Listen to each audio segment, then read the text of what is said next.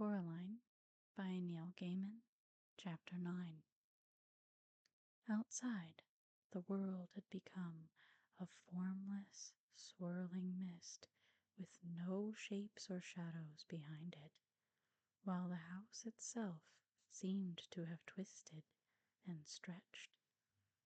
It seemed to Coraline that it was crouching and staring down at her, as if it were not really a house, but only the idea of a house.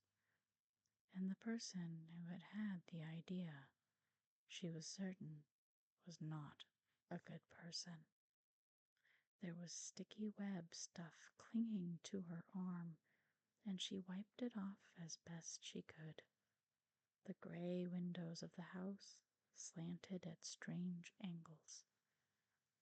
The other mother was waiting for her, standing on the grass with her arms folded. Her black button eyes were expressionless, but her lips were pressed tightly together in a cold fury. When she saw Coraline, she reached out one long white hand, and she crooked a finger. Coraline walked toward her. The other mother said nothing. "I got two," said Coraline. "One soul still to go." The expression on the other mother's face did not change. She might not have heard what Coraline said. "Well, I just thought you'd want to know," said Coraline. "Thank you, Coraline," said the other mother coldly, and her voice did not just come from her mouth. It came from the mist and the fog and the house and the sky. She said, "You know that I love you." And despite herself, Coraline nodded. It was true. The other mother loved her.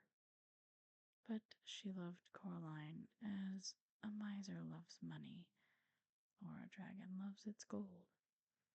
In the other mother's button eyes, Coraline knew that she was a possession, nothing more. A tolerated pet whose behavior was no longer amusing. "I don't want your love," said Coraline. "I don't want anything from you." "Not even a helping hand?" asked the other mother. "You have been doing so well, after all.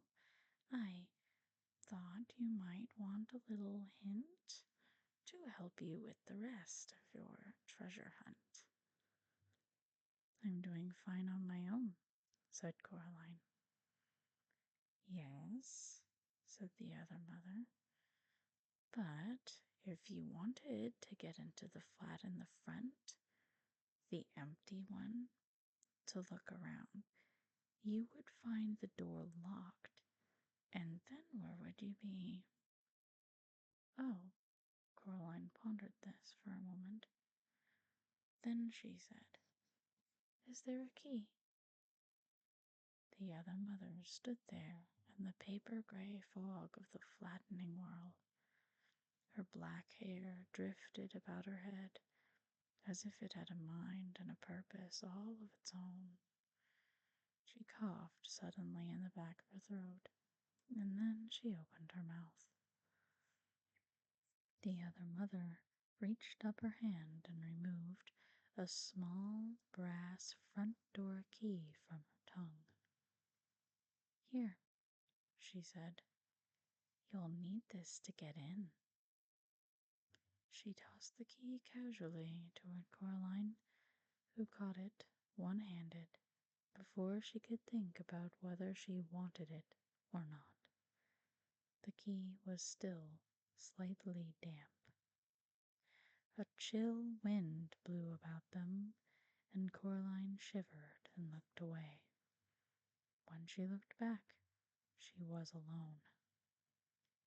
Uncertainly, she walked around to the front of the house and stood in front of the door to the empty flat. Like all the doors, it was painted bright green. "She does not mean you well," whispered a ghost voice in her ear. "We do not believe that she would help you. It must be a trick." Coraline said, "Yes, you're right, I expect." Then she put the key in the lock and turned it. Silently, the door swung open, and silently, Coraline walked inside. The flat had walls the color of old milk. The wooden boards of the floor were uncarpeted and dusty with the marks and patterns of old carpets and rugs on them. There was no furniture in there, only places where furniture had once been. Nothing decorated the walls. There were discolored rectangles on the walls to show where paintings or photographs had once hung. It was so silent that Coraline imagined she could hear the motes of dust drifting through the air. She found herself to be quite worried that something would jump out at her, so she began to whistle. She thought it might make it harder for things to jump out at her if she was whistling. First, she walked through the empty kitchen.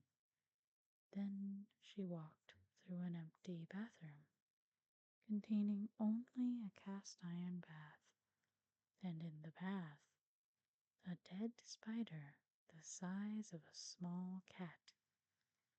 The last room she looked at had, she supposed, once been a bedroom.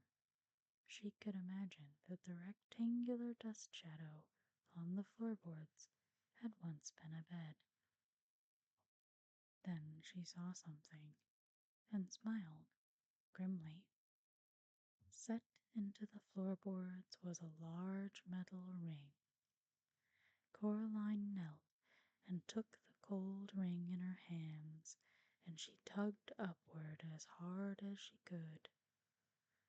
Terribly slowly, stiffly, heavily, a hinged square of floor lifted. It was a trapdoor. It lifted, and through the opening Coraline could see only darkness. She reached down, and her hand found a cold switch.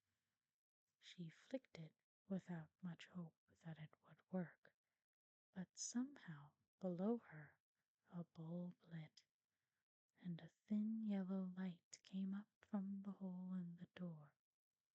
She could see steps heading down, but nothing else. Coraline put her hand into her pocket and took out the stone with the hole in it. She looked through it at the cellar, but saw nothing. She put the stone back into her pocket. Up through the hole came the smell of damp clay and something else, an acrid tang like sour vinegar. Coraline let herself down into the hole, looking nervously at the trap door. It was so heavy that if it fell, she was sure it would be trapped down in the darkness forever. She would be sorry. She put up a hand and touched it, but it stayed in position. And then she turned toward the darkness below, and she walked down the steps. Set into the wall at the bottom of the steps was another light switch, metal and rusting. She pushed it until it clicked down, and a naked bulb hanging from a wire from the low ceiling came on. It did not give up enough light even for Coraline to make out the things that had been painted onto the flaking cellar walls. The paintings seemed crude. There were eyes, she could see that, and things that might have been grapes, and other things below them. Coraline could not be sure that they were paintings of people. There was a pile of rubbish in one corner of the room, cardboard boxes filled with mildewed papers and decaying curtains in a heap beside them. Coraline's slippers crunched across the cement floor. The bad smell was worse now. She was ready to turn and leave when she saw the foot sticking out from beneath the pile of curtains. She took a deep breath. The smells of sour wine and moldy bread filled her head, and she pulled away the damp cloth to reveal something more or less the size and shape of a person. In that dim light, it took her several seconds to recognize it for what it was. The thing was pale and swollen like a grub, with thin, stick-like arms and feet. It had almost no features on its face, which had puffed and swollen like risen bread dough. The thing had two large black buttons where its eyes should have been. Coraline made a noise, a sound of revulsion and horror, and, as if it had heard her and awakened, the thing began to sit up. Coraline stood there, frozen.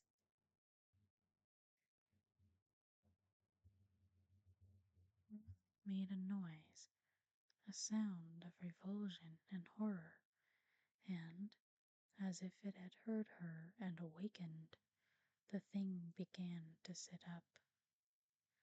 Coraline stood there, frozen. The thing turned its head until both its black button eyes were pointed straight at her. A mouth opened in the mouthless face, strands of pale stuff sticking to the lips, and a voice that no longer even faintly resembled her father's voice whispered, "Coraline." "Well," said Coraline to the thing that had once been her other father, "at least you didn't jump out at me." The creature's twig-like hands moved to its face and pushed the clay about, making something like a nose. It said nothing. "I'm looking for my parents," said Coraline, "or a stolen soul from one of the other children. Are they down here?" "There is nothing down here," said the pale thing indistinctly. "Nothing but dust and damp and forgetting." The thing was white and huge and swollen. Monstrous, thought Coraline, but also miserable. She raised the stone with the hole in it to her eye and looked through it. Nothing. The pale thing was telling her the truth. "Poor thing," she said. "I bet she made you come down here as a punishment for telling me too much." The thing hesitated, then it nodded. Coraline wondered how she could ever have imagined that this grub-like thing resembled her father. "I'm so sorry," she said. "She's not best pleased," said the thing that was once the other father. "Not best pleased at all.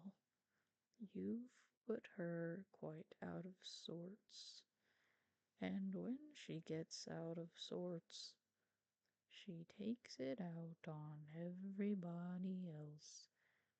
It's her way." Coraline patted its hairless head. Its skin was tacky, like warm bread dough. "Poor thing," she said. "You're just a thing she made and then threw away." The thing nodded vigorously. As it nodded, the left button eye fell off and clattered onto the concrete floor. The thing looked around vacantly with its one eye, as if it had lost her. Finally it saw her, and, as if making great effort, it opened its mouth once more and said in a wet, urgent voice, "Run, child. Leave this place. She wants me to hurt you, to keep you here forever, so that you can never finish the game, and she will win. She is pushing me so hard to hurt you. I cannot fight her." "You can," said Coraline. "Be brave." She looked around. The thing that had once been the other father was between her and the steps up and out of the cellar. She started edging along the wall, heading toward the steps. The thing twisted bonelessly until its one eye was again facing her. It seemed to be getting bigger now, and more awake. "Alas," it said, "I cannot." And it lunged across the cellar toward her then, its toothless mouth opened wide. Coraline had a single heartbeat in which to react. She could only think of two things to do. Either she could scream and try to run away and be chased around a badly lit cellar by the huge grub thing, be chased until it caught her, or she could do something else. So she did something else. As the thing reached her, Coraline put out her hand and closed it around the thing's remaining button eye, and she tugged as hard as she knew how. For a moment, nothing happened. Then the button came away and flew from her hand, clicking against the walls before it fell to the cellar floor. The thing froze in place. It threw its pale head back blindly and opened its mouth horribly wide, and it roared its anger and frustration. Then, all in a rush, things swept toward the place where Coraline had been standing. But Coraline was not standing there any longer. She was already tiptoeing, as quietly as she could, up the steps that would take her away from the dim cellar with the crude paintings on the walls. She could not take her eyes from the floor beneath her, though, across which the pale thing flopped and writhed, hunting for her. Then, as if it was being told what to do, the creature stopped moving, and its blind head tipped to one side. "It's listening for me," thought Coraline. I must be extra quiet. She took another step up, and her floor slipped on the step, and the thing heard her. Its head tipped toward her. For a moment it swayed and seemed to be gathering its wits. Then, fast as a serpent, it slithered for the steps and began to flow up them toward her. Coraline turned and ran wildly up the last half-dozen steps, and she pushed herself up and onto the floor of the dusty bedroom. Without pausing, she pulled the heavy trap door toward her and let go of it. It crashed down with a thump just as something large banged against it. The trapdoor shook and rattled on the floor, but it stayed where it was. Coraline took a deep breath. If there had been any furniture in that flat, even a chair, she would have pulled it onto the trapdoor, but there was nothing. She walked out of that flat as fast as she could without actually ever running, and she locked the front door behind her. She left the door key under the mat. Then she walked down the drive. She had half expected that the other mother would be standing there, waiting for Coraline to come out, but the world was silent and empty. Coraline wanted to go home. She hugged herself and told herself that she was brave, and she almost believed herself, and then she walked around to the side of the house in the gray mist that wasn't a mist, and she made for the stairs to go up. Coraline by Neil Gaiman, Chapter 10. Coraline walked up the stairs outside the building to the topmost flat, where, in her world, the crazy old man upstairs lived. She had gone up there once with her real mother, when her mother was collecting for charity.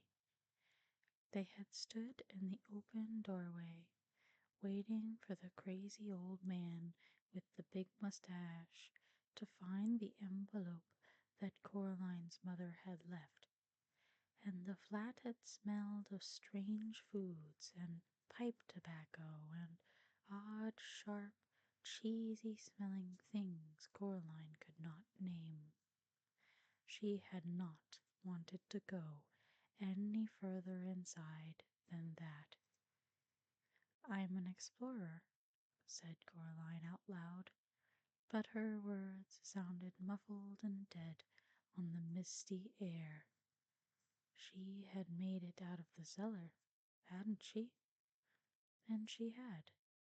But if there was one thing that Coraline was certain of, it was that this flat would be worse. She reached the top of the house. The topmost flat had once been the attic of the house, but that was long ago. She knocked on the green-painted door. It swung open, and she walked in. "We have eyes and we have nerveses.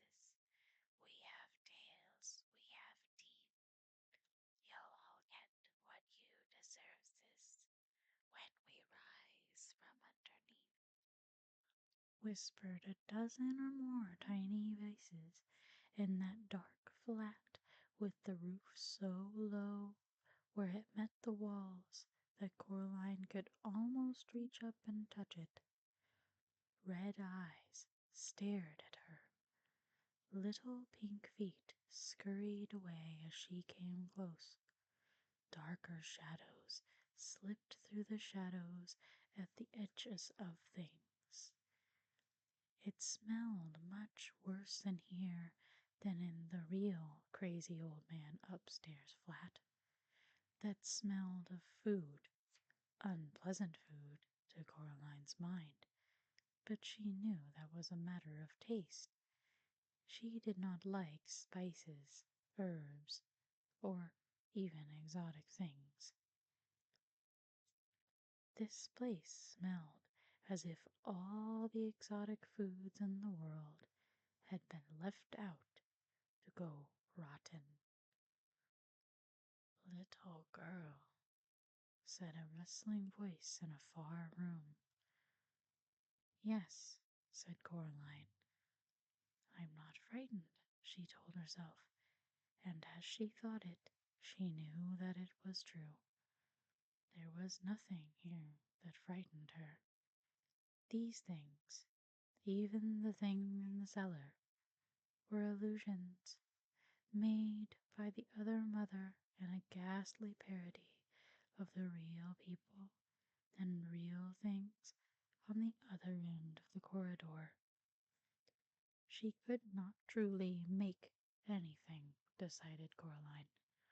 She could only twist and copy and distort things that already existed. And then Coraline found herself wondering why the other mother would have placed a snow globe on the drawing room mantelpiece, for the mantelpiece in Coraline's world was quite bare. As soon as she had asked herself the question, she realized that there was actually an answer. Then the voice came again, and her train of thought was interrupted. "Come here, little girl. I know what you want, little girl." It was a rustling voice, scratchy and dry. It made Coraline think of some kind of enormous dead insect, which was silly, she knew. How could a dead thing, especially a dead insect, have a voice? She walked through several rooms with low, slanting ceilings until she came to the final room. It was a bedroom, and the other crazy old man upstairs sat at the far end of the room, in the near darkness, bundled up in his coat and hat. As Coraline entered, he began to talk. "Nothing's changed, little girl," he said, his voice sounding like the noise dry leaves make as they rustle across a pavement. "What if you do everything you swore you would? What then? Nothing's changed. You'll go home. You'll be bored. You'll be ignored. No one will listen to you. Not really listen to you. You're too clever and too quiet for them to understand. They don't even get your name right. Stay here with us," said the voice from the figure at the end of the room. "We will listen to you, and play with you, and laugh with you. Your other mother will build whole worlds for you to explore, and tear them down every night when you are done. Every day will be better and brighter than the one that went before. Remember the toy box? How much better would a world be built just like that, and all for you? And will there be gray, wet days where I just don't know what to do? and there's nothing to read or to watch, and nowhere to go, and the day drags on forever?" asked Coraline. From the shadows, the man said, "Never." "And will there be awful meals, with food made from recipes, with garlic and tarragon and broad beans in?" asked Coraline. "Every meal will be a thing of joy," whispered the voice from under the man's hat. "Nothing will pass your lips that does not entirely delight you." "And could I have day-glow green gloves to wear, and yellow Wellington boots in the shape of frogs?" asked Coraline. "Frogs, ducks, rhinos, octopuses, whatever you desire. The world will be built for you every morning. If you stay here, you can have whatever you want." Coraline sighed. "You really don't understand, do you?" she said. "I don't want whatever I want. Nobody does. Not really. What kind of fun would it be if I just got everything I ever wanted?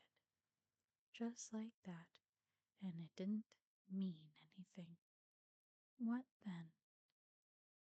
"I don't understand," said the whispery voice.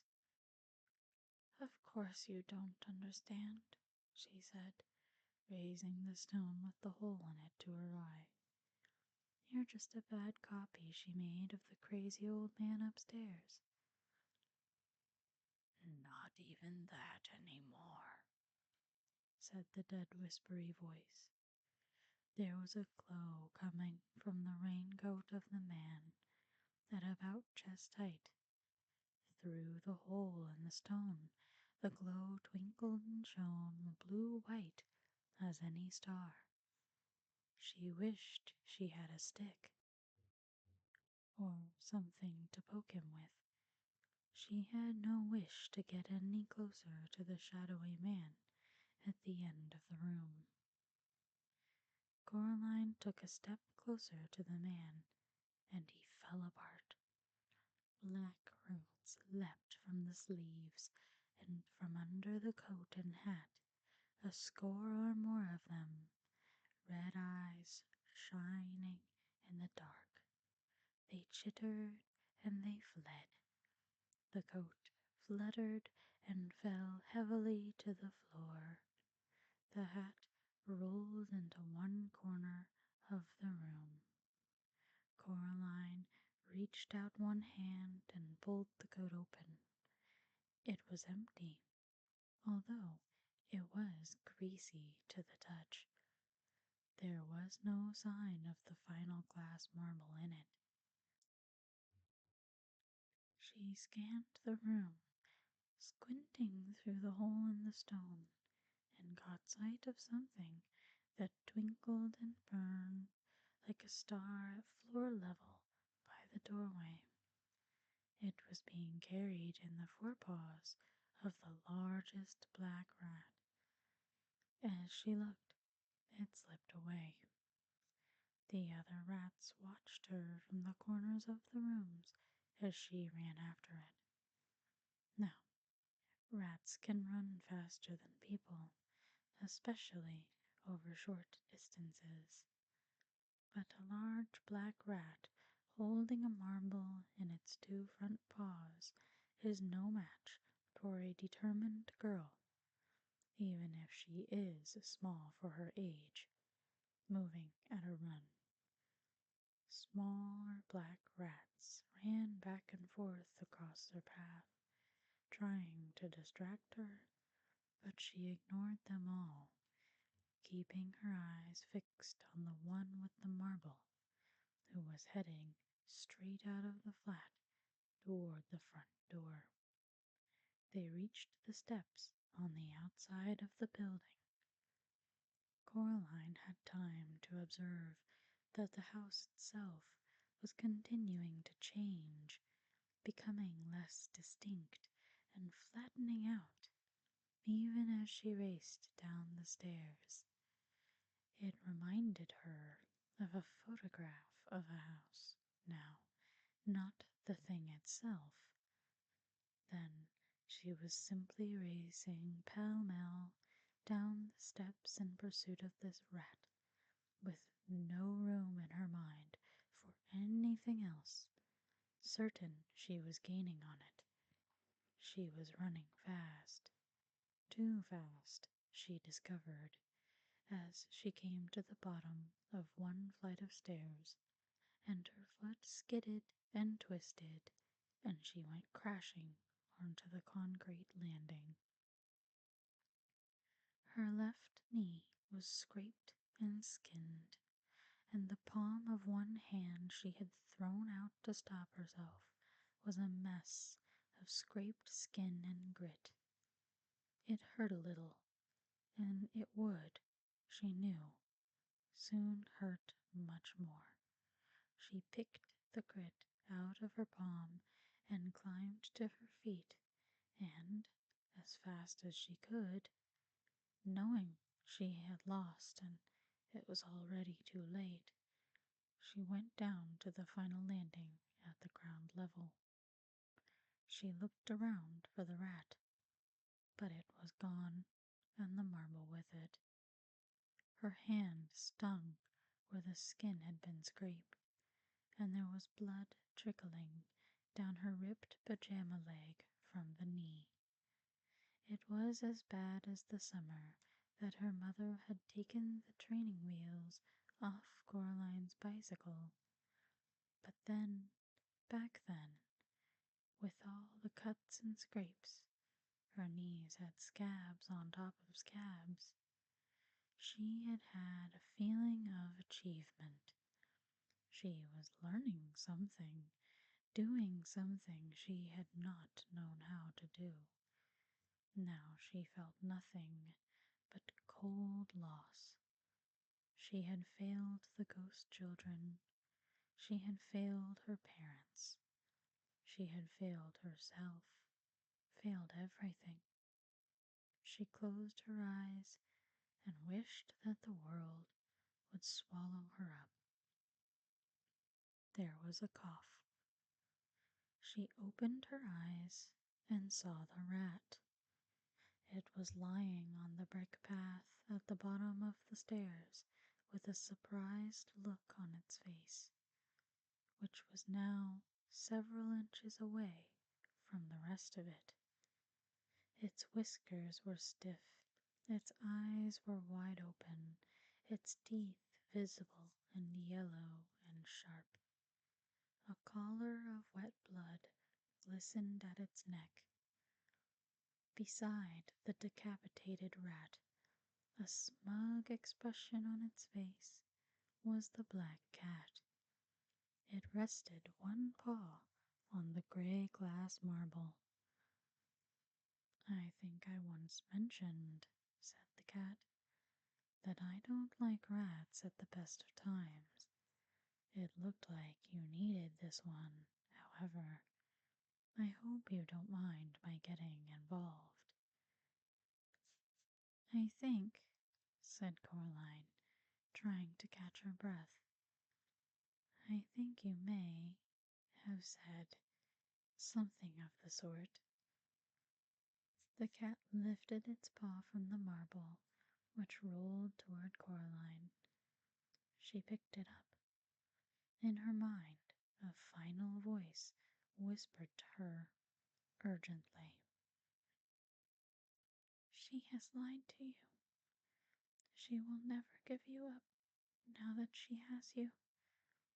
She will no more give any of us up than change her nature." The hairs on the back of Coraline's neck prickled, and Coraline knew that the girl's voice told the truth. She put the marble in her dressing gown pocket with the others. She had all 3 marbles now. All she needed to do was find her parents. And Coraline realized with surprise that bit was easy. She knew exactly where her parents were. If she had stopped to think, she might have known where they were all along. The other mother could not create. She could only transform and twist and change. The mantelpiece in the drawing room back home was quite empty, but knowing that, she knew something else as well. The other mother, she plans to break her promise. She won't let us go, said Coraline. I wouldn't put it past her, admitted the cat. Like I said, there's no guarantee she'll play fair. And then he raised his head. Hello, did you see that? What? Look behind you, said the cat. The house had flattened out even more.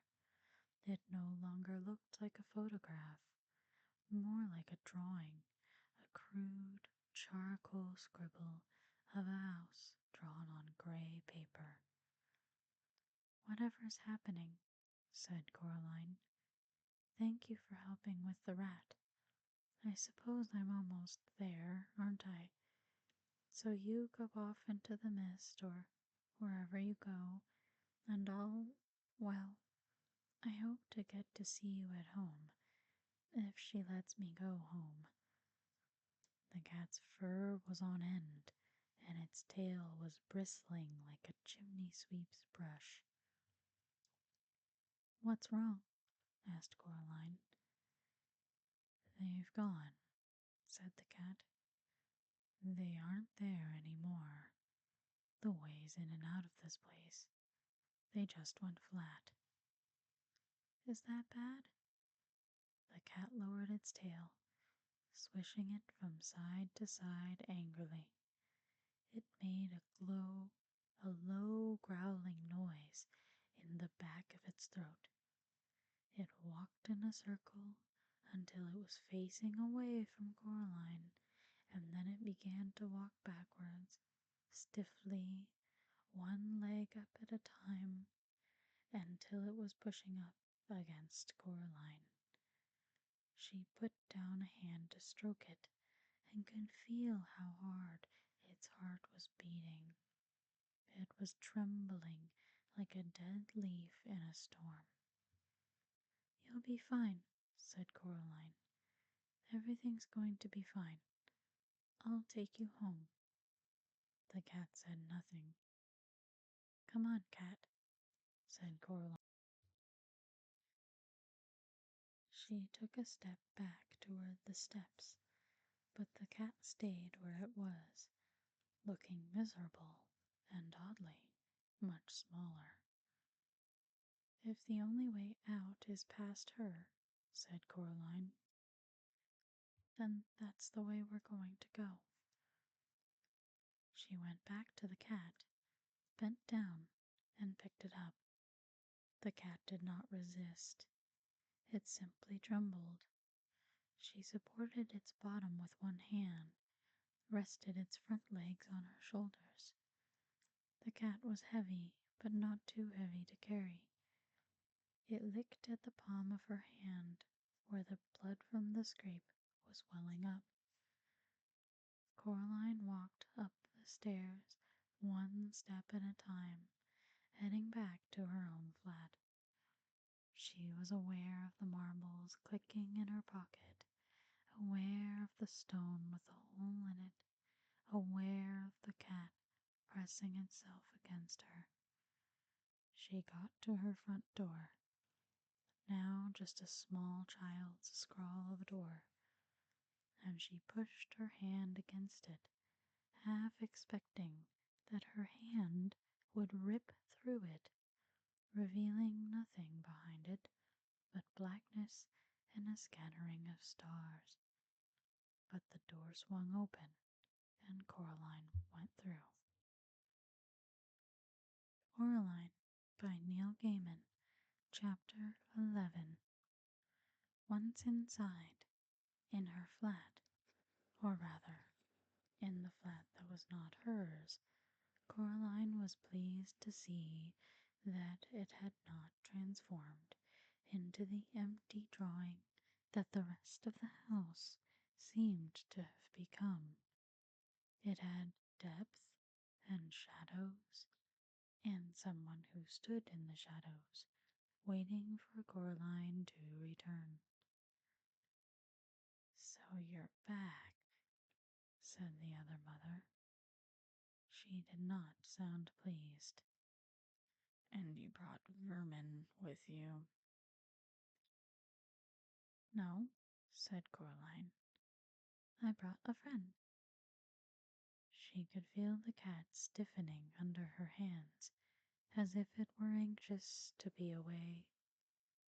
Coraline wanted to hold on to it like a teddy bear for reassurance, but she knew that cats hate to be squeezed, and she suspected that frightened cats were liable to bite and scratch if provoked in any way, even if they were on your side. "You know I love you," said the other mother flatly.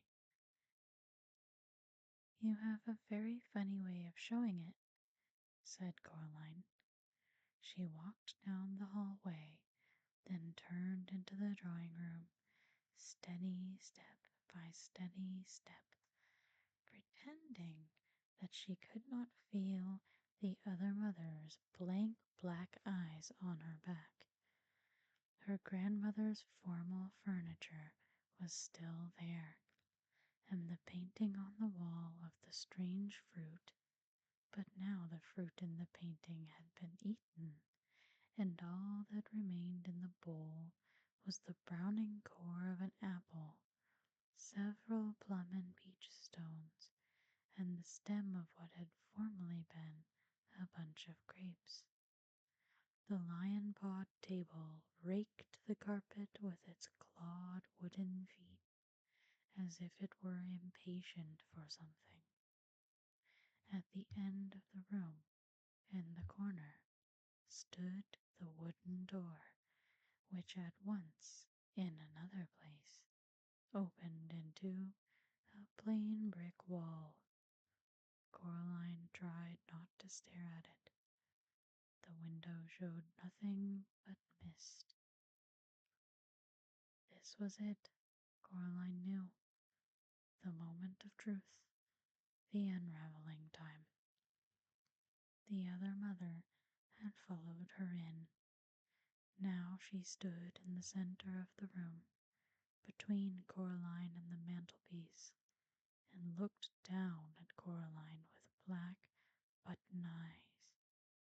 It was funny, Coraline thought. The other mother did not look anything at all like her own mother. She wondered how she had ever been deceived into imagining a resemblance. The other mother was huge.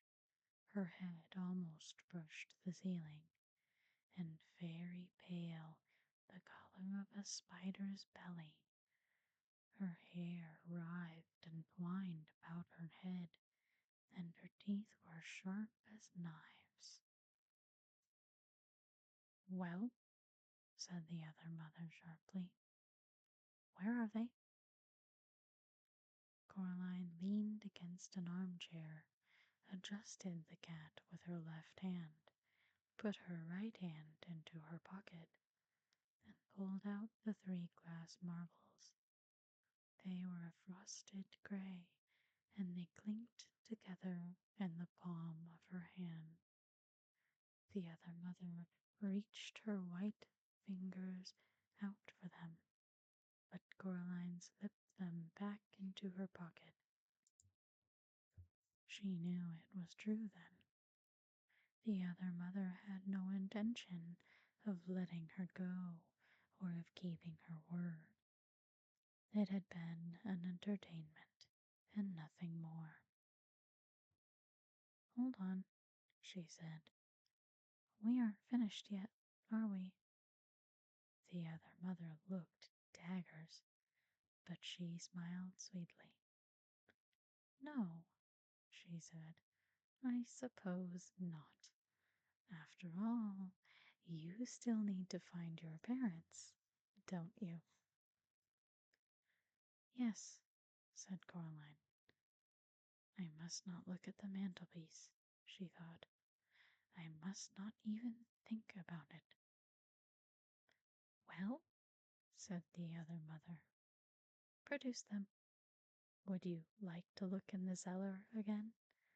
I have some other interesting things hidden down there, you know." "No," said Coraline. "I know where my parents are." The cat was heavy in her arms. She moved it forward, unhooking its claws from her shoulder as she did so. "Where?" "It stands to reason," said Coraline. "I've looked everywhere you'd hide them. They aren't in the house." The other mother stood very still, giving nothing away, lips tightly closed.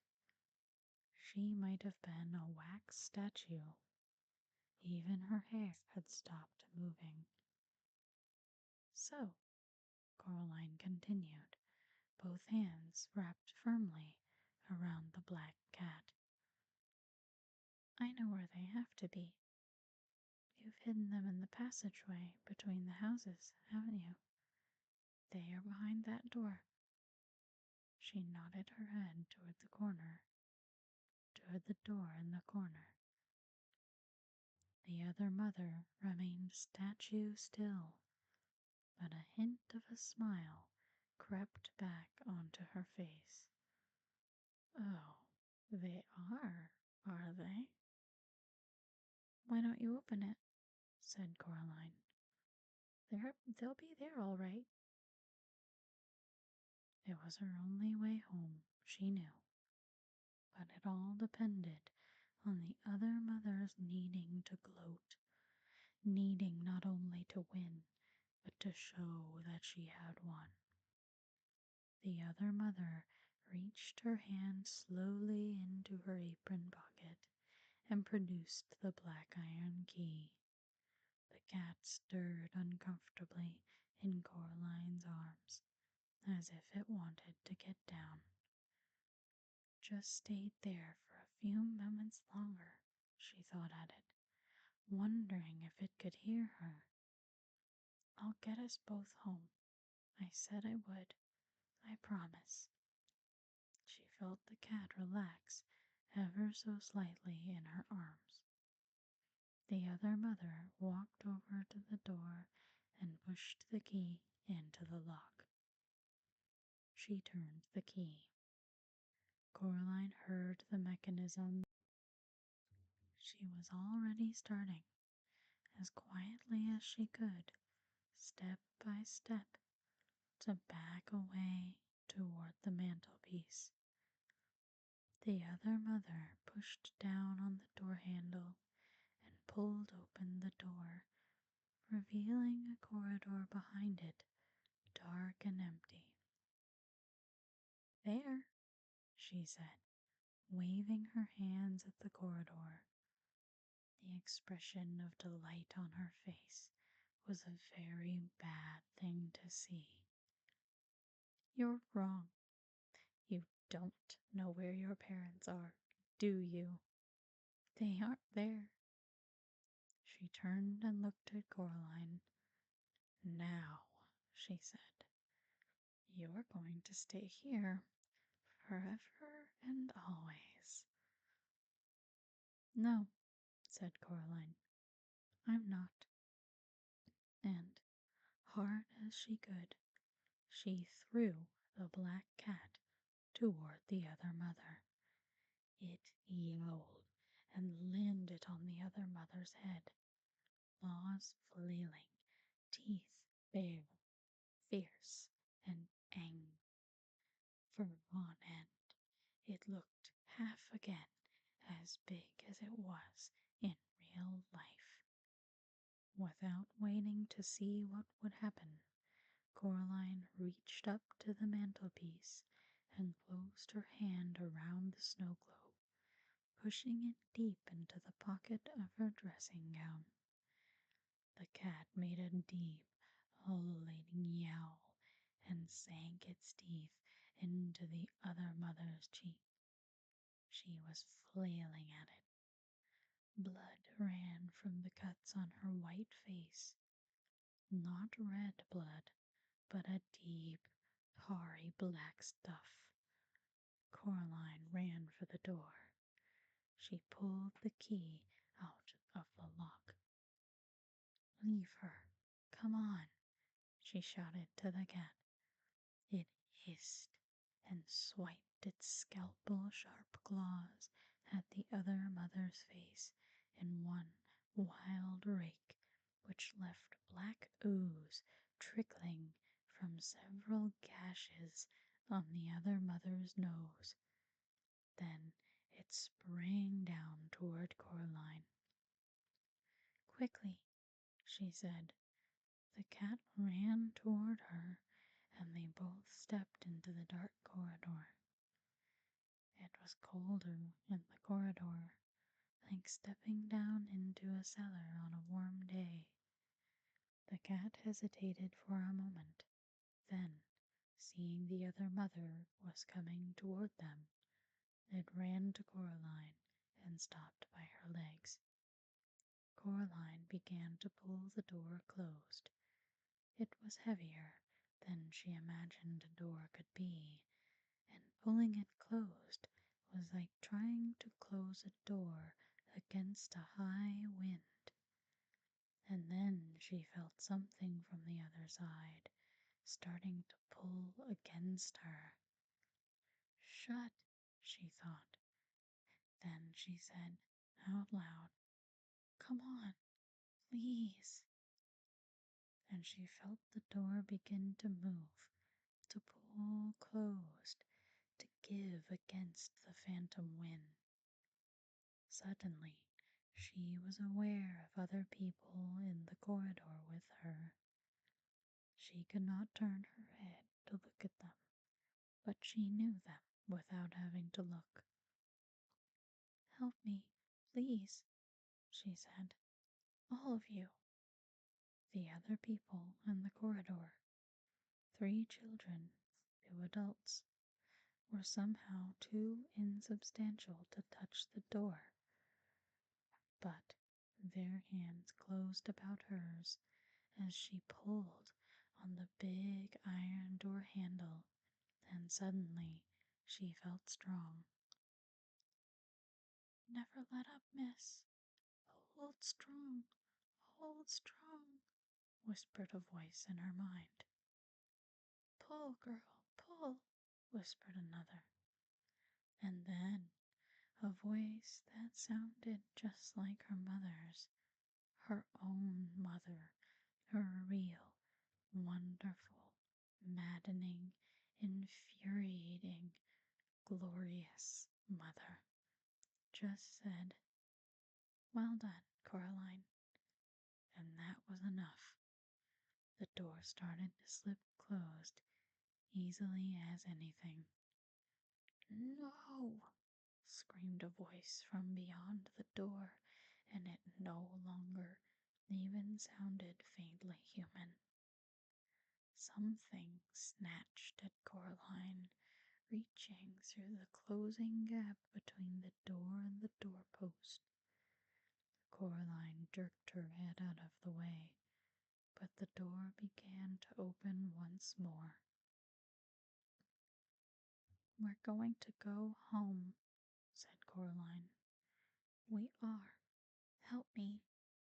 She ducked the snatching fingers. They moved through her, then ghost hands lent her strength that she no longer possessed.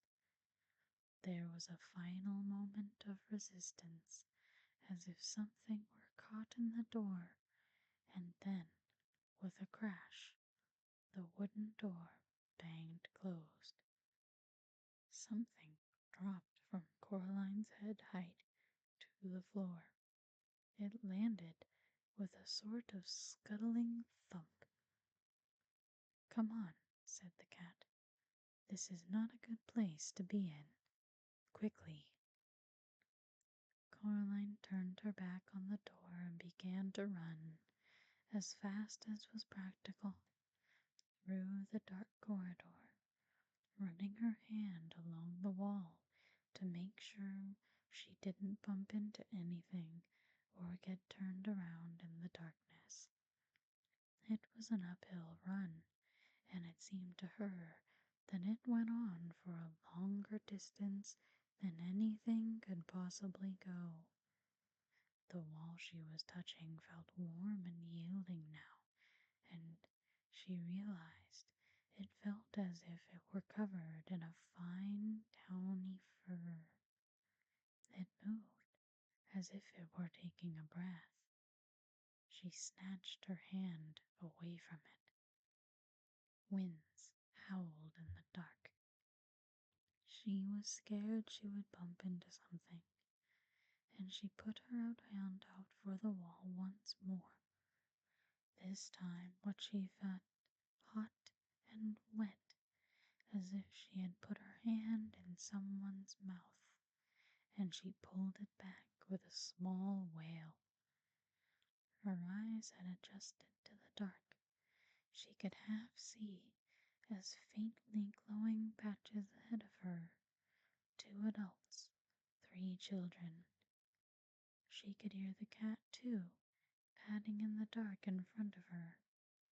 And there was something else which suddenly scuttled between her feet, nearly sending Coraline flying. She caught herself before she went down, using her own momentum to keep moving. She knew that if she fell in that corridor, she might.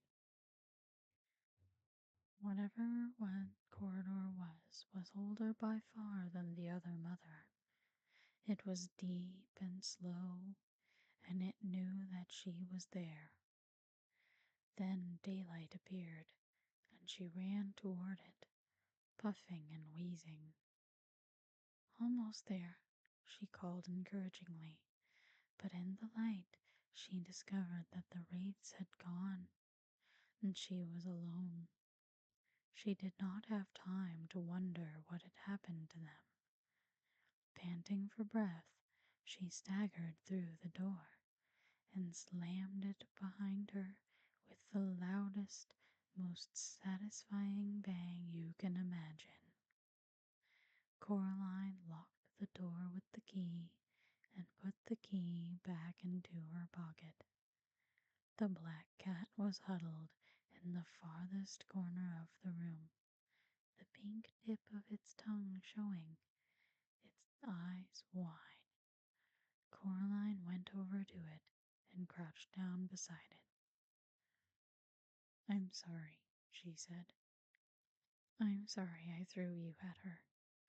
But it was the only way to distract her enough to get us all out. She would never have kept her word, would she?" The cat looked up at her, then rested its head on her hand, licking her fingers with its sandpapery tongue. It began to purr. "Then we're friends?" said Coraline. She sat down on one of her grandmother's uncomfortable armchairs, and the cat sprang up into her lap and made itself comfortable. The light that came through the picture window was daylight, real, golden, late afternoon daylight, not a white mist light.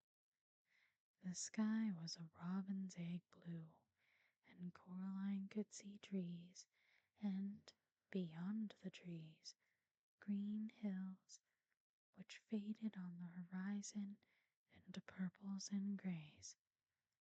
The sky had never seemed so sky. the world had never seemed so world.